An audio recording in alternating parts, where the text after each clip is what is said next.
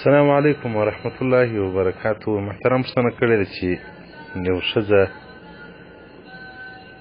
غټ کمیس اغوندي خو پرتوګ نه اغوندي، دا د شریعت د نظره څنګه دی؟ محترمه، پرتوګ سنت دی د نارینه‌و د ښځینه‌و د دواړو دپاره. هغه یو ستر دی.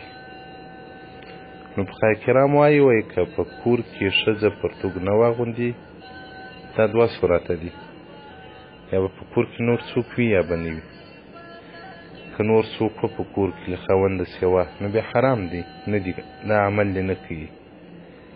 او که په کور کې دا او خاوند و، بیا نو جایز لها فی غیر الصلات، خو لروا دي چې پرتوګ یې نه وي ما سوا د لمانځه پر وخت یې اغوندي. د لمانځه دپاره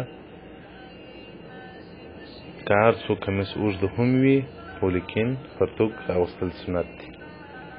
اوس که د شپې له طرف څخه ښځه داسې کمیس واغوندي چې پرتوګ یې نه وي، د خاوند سره په خونه کې، نو په دې کې شرعاً څه مشکل نشته.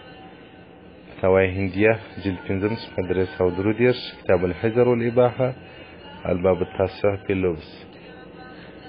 والسلام علیکم ورحمة الله وبرکاته.